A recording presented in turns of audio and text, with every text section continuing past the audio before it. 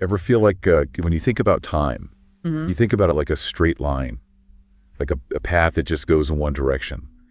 Or maybe you see it more like a circle, kind of like a constant cycle of, beginnings and endings and beginnings again. That's what we're diving into today. Okay. We're going deep into this text.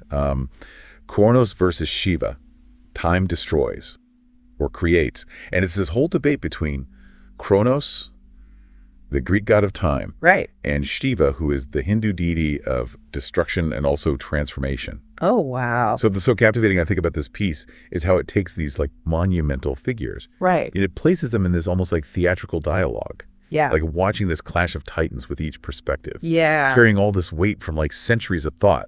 Absolutely. And right from the start, you see Cronos embodying this concept of time as a destructive force. Yeah. This like relentless march towards decay and oblivion. Right. And the text sets the scene in such a vivid way. Really? Oh, yeah. It describes the heavens trembling, Wow. the stars rearranging as if the universe itself is holding its breath to listen to this debate. Okay, now that's a visual. Yeah. So how does Cronos build his argument? Wow. What are some of the points he uses to paint this picture of time as the ultimate destroyer?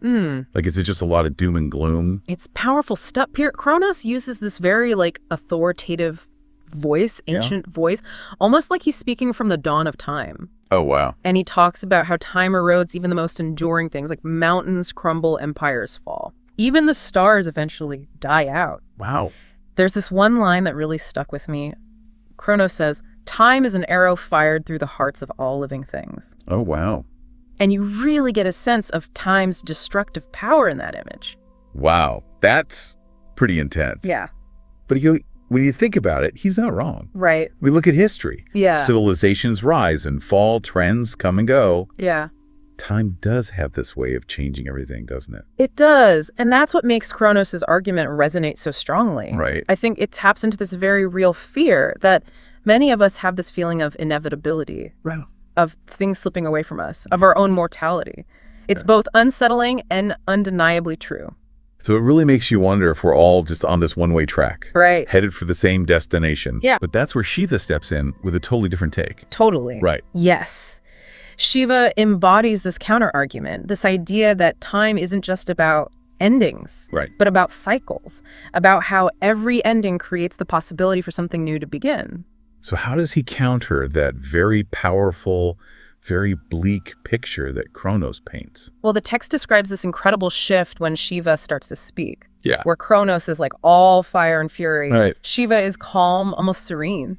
Oh, wow. Like his third eye opens, radiating this light. Okay. And you can almost hear this like subtle drum beat, Right. the Tandava, this rhythm of his cosmic dance. So it's like the whole energy of the debate changes. Exactly. And his words have this weight to them. Yeah. This sense of deep time and understanding. Shiva talks about how every death, every ending holds within it the seed of something new. He points to like those dying stars that Cronos talked about and says, the stars you say wither into the void, they collapse to give life to new ones. He's not denying the reality of destruction, Right. but he's reframing it as part of a larger cycle. Okay, that's definitely a different way of looking at things. Yeah. It's not about fighting against time's passage. Right. But it's about seeing that potential for renewal in every ending. Exactly. Yeah. And what's so fascinating is that Shiva's perspective isn't just like some mystical idea. Right. It resonates with like our scientific understanding of the universe. Okay.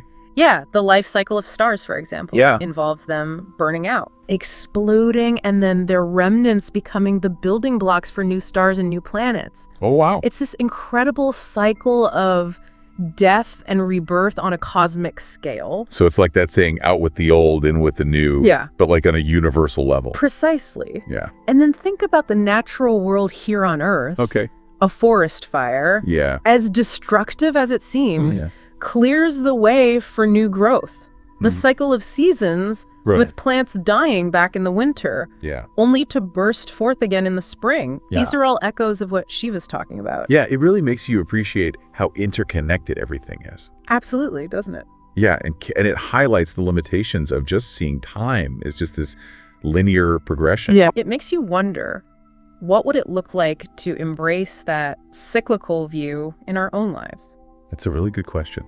So we've got Cronos, the keeper of time, Yeah. warning us about its destructive power. Right. And we've got Shiva, the cosmic dancer, Yeah. revealing its potential for renewal. Right. It's such a powerful contrast. It is. But who's right? Hmm. Does the text ultimately side with one of them? That's what makes this text so fascinating. It doesn't like come right out and say who wins. Okay. It's like the universe itself is saying, hey, this is complicated, you know? Yeah. Both Cronos and Shiva make really good points. And I think the text is saying that to really understand time, you have to embrace both. So it's not like an either-or situation. Yeah. You have to acknowledge both sides. The destruction and the creation that comes with time. Oh, exactly. And what I think is really interesting is that this whole debate with Cronos and Shiva, it isn't just about these like abstract concepts. Right. It makes you think about them, you know, like what are they thinking? What's it like to be them? Yeah, that's an interesting way to look at, like, what would it be like to actually be Cronos? Yeah, To be the one who embodies time's destructive power. exactly. Imagine like knowing everything that's going to happen Right. and seeing all these empires fall and stars die out. I mean, some scholars think that Cronos eating his children, Right. it was his way of trying to control time to stop it. Like he's trying to hit pause on the universe. Yeah. So that everything stops decaying. Exactly. Oh. And it shows how scared people are of change Yeah. and, you know, loss and dying. Makes Cronos seem a lot more tragic when you think about it like that. Yeah. But Shiva doesn't seem to be struggling with those same issues. Yeah, Shiva seems cool with it. Like, he really understands Right. that time is a cycle. But even his role isn't simple. Really? Yeah. Imagine knowing that your dance, the Tendava, is creating things, but also destroying things. Right. That's a lot of responsibility That is. to have that much power. Yeah, it makes you realize that even gods have problems. Mhm. Like they experience time differently than us, Yeah. but they still have to deal with these forces. Right. And that brings us back to us. How do we relate to time? Right. Are we like Cronos, fighting against it, trying to hold on to the past? Yeah. Or can we be more like Shiva, accepting things, Right. that life is a cycle of death and rebirth? It really makes you stop and think about how we see time and how that affects everything. It really does. Like if we can learn to embrace both sides, Yeah. the decay and the renewal, Right. maybe that's how we find a balance and a way to live a good life. I think so. I think that's what this deep dive is really about. Time isn't just something that happens to us. Yeah. It's something we experience. We choose how we react to it. Yeah. Do we dread the future or do we welcome it? Right. I think that's something worth thinking about. Yeah. So if you could ask Cronos or Shiva one question about time, what would it be? We'd love to hear your thoughts. Until next time, keep exploring and keep asking questions and keep diving deep.